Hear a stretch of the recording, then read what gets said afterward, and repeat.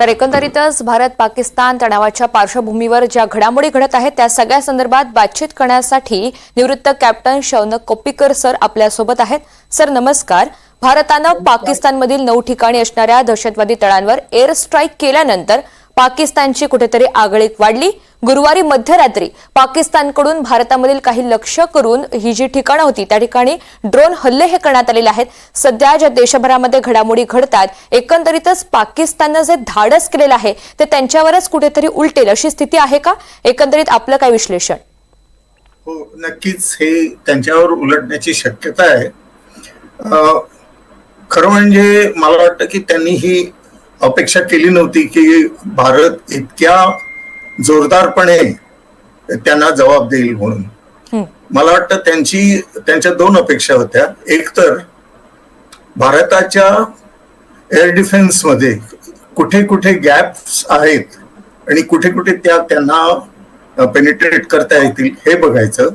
आणि दुसरं म्हणजे त्यांच्यावर असं हा मानसिक दबाव भरपूर असण्याची शक्यता आहे आणि त्या मानसिक दबावापुढे आपण काहीतरी करतोय म्हणून जगाला सांगायचं आणि जगाचं लक्ष या समस्येवर आणायचं आणि मग जगाकडनं भारतावर दबाव आणायचा असं असण्याची ही शक्यता आहे.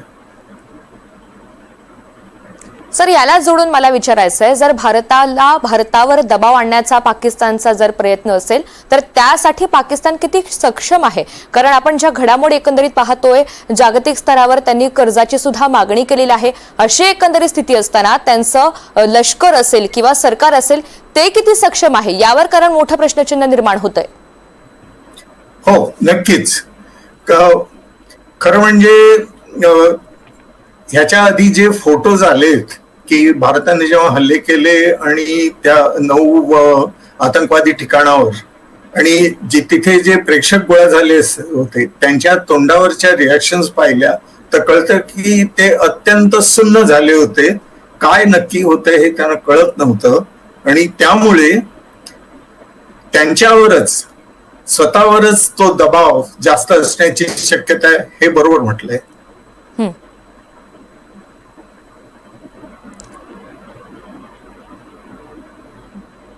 सर दुसरं म्हणजे भारतानं पाकिस्तानचं सर्वाधिक ताकदीचं लढाऊ विमान हे पाडलं. हे विमान जगभरातील अधिक विश्वसनीय किंवा अत्याधुनिक आणि लोकप्रिय लढाऊ असं हे विमान समजलं जातं. अमेरिकन बनावटीच्या F-16 ची नेमकी वैशिष्ट्य कोणती आहेत आणि याच विमानाच्या जोरावर खरं तर सर अनेकदा पाकनं यापूर्वी सुद्धा भारताला खुल्याम धमक्या सुद्धा दिलेल्या होत्या. आता जी भारतानं कारवाई केली ती कितपत यशस्वी कामगिरी ही मोठी मानावी आपण? 100% यशस्वी मानावी. एकतर F-16 हे जे विमान आहे ते आपल्या रफालच्या मानाने कमी पडतंय. एकतर त्यांचा जो लक्ष शोधण्याचा रडार आहे त्याची जी अँग्युलर कव्हरेज आहे ती रफालपेक्षा खूप कमी आहे. दुसरं म्हणजे त्या रडारची रेंज पण कमी आहे, जवळ फक्त 100 किंवा 105 किलोमीटर. रफालची 150 किलोमीटरहून जास्त. त्याचा अर्थ रफाल हे F-16 ला आधी शोधून काढेल F-16 ने रफाल शोधण्याच्या. आणि दुसरं म्हणजे एक F-16 पडलंय आणि 2 चायनीज J-17 पडली आहेत असं म्हटलं जातं. J-17 तर F-16 पेक्षाही कमी दर्जाचं आहे. चीनच्या स्वतःच्या एअरफोर्स मध्ये ते विमान नाही आहे. म्हणजे चीन स्वतः त्याला कितीसं मानतं हे कळतं. आणि त्यामुळे आपल्याकडची सामग्री जी आहे ही F-16 आणि J-17 या दोन्हीपेक्षाही जास्त सरस ठरते हे अगदी खात्रीने मी सांगू शकतो. या सगळ्यामध्ये अतिशय उत्कृष्ट अशी कामगिरी ठरली ती S-400 या यंत्रणेची. त्यानं हे सर्व हल्ले परतवले. नेमकी ही यंत्रणा सर कशी असते, त्याची वैशिष्ट्य काय आहेत याविषयी सुद्धा सांगाल? हो, S-400 ही सिस्टम एक इंटिग्रेटेड सिस्टम आहे. त्याचं म्हणजे एक ते लक्ष शोधून पण काढते आणि ते लक्ष शोधून काढण्याची रेंज जवळजवळ 400 किलोमीटर असते. आणि एकाच वेळी 36 ते 37 लक्ष्य ती आपल्या रडार स्क्रीनवर दाखवू शकते. रडार स्क्रीनवर दाखवल्यावर या सिस्टीम मध्ये 4 वेगवेगळ्या प्रकारची क्षेपणास्त्र असतात. कमीत कमी रेंजचं क्षेपणास्त्र आहे ते 40 किलोमीटरचं आणि सर्वात जास्त आहे ते 400 किलोमीटरचं. आणि लक्ष्य जे शोधून काढलेलं आहे ते किती रेंजवर आहे हे ही सिस्टीम ठरवते आणि त्या प्रकारे योग्य त्या क्षेपणास्त्राला लॉन्च करते. आणि हे सगळं म्हणजे लक्ष्य रडार स्क्रीनवर दिसणं आणि योग्य ते क्षेपणास्त्र लॉन्च करणं हे सगळं 1.2 सेकंदात होतं असं भारताने केलेल्या ट्रायल्स मध्ये सुद्धा दिसून आलंय. आणि त्याचे रशियन प्रोड्युसर्स जे आहेत त्यांनीही ते तेवढंच सांगितलं होतं. आणि ज्या ज्या काही ट्रायल्स भारताने केलेल्या आहेत त्या सगळ्यात ही सिस्टीम चांगल्या प्रकारे पास झाली होती.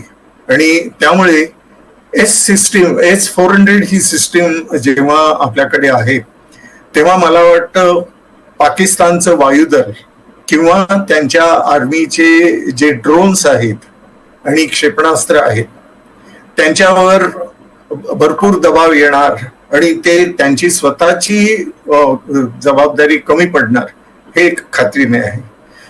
एक सांगायला विसरलो की S-400 ही सिस्टीम फक्त विमानासाठीच नाही तर वेगवेगळ्या पाकिस्तानी क्षेपणास्त्र त्यांचे ड्रोन्स यांनाही इंटरसेप्ट करू शकते आणि पाडू शकते त्यांच्या रेंज प्रकारे. अगदी सर, सध्या ज्या घडामोडी वेगानं सुरू आहेत, ज्या पद्धतीनं पाकिस्तान सुद्धा या सगळ्याला तोंड देत आहे, या युद्धजन्य परिस्थितीमध्ये नौदल नेमकं पूर्वतयारी कसं करतं, या संपूर्ण सरावासाठी कधी कशा अधिसूचना जारी केल्या जातात ज्या एकंदरीत सध्याच्या घडामोडी घडतात त्या अनुषंगानं? हो, नौदल 3 प्रकारे भारताची लढाई लढू शकतं. एक म्हणजे इतर देशांकडनं जी रसद किंवा दारुगोळा पाकिस्तानला जातो समुद्राच्या वाटेने त्याचं ते ब्लॉकिंग करू शकतं आणि ते सामान नेणाऱ्या ज्या बोटी आहेत त्यांना थांबवू शकतो. 2, आपल्याकडे काही स्टेल्थ फ्रिगेट आहेत. त्या स्टेल्थ फ्रिगेटमुळे या बोटी पाकिस्तानी किनाऱ्याच्या म्हणजे कराचीच्या मुख्यतः खूप जवळ जाऊ शकतं रडारवर पाकिस्तानच्या न दिसता आणि आपल्या तोफा किंवा क्षेपणास्त्र काढू शकतं. तिसरं म्हणजे आपल्याकडे 2 ते 3 पाणबुड्या अशा आहेत की ज्यांच्यामधनं बॅलिस्टिक मिसाईल्स जाता शकतं आणि ही बॅलिस्टिक मिसाईलची रेंज 500 ते 700 किलोमीटर पण आहे. त्यामुळे समुद्रात राहून सुद्धा नेव्ही नौसेना पाकिस्तानच्या जमिनीवर बऱ्याच खोलवर जाऊन हल्ले करू शकते. आणि हे हल्ले जेव्हा वायुसेनेच्या किंवा भूदलाच्या कोऑर्डिनेशनने केले जातात निश्चित सर, तेव्हा ते अगदी इफेक्टिव्ह होतील. आणि त्याचमुळे आपली तयारी किती आहे याची जाणीव पाकिस्तानला सुद्धा आहे. भारत किती सक्षम आहे हे वारंवार त्यांना सर्वच स्तरातून पाहायला मिळतंय. या सगळ्या संदर्भात आपण सविस्तर बातचीत केली त्यासाठी धन्यवाद.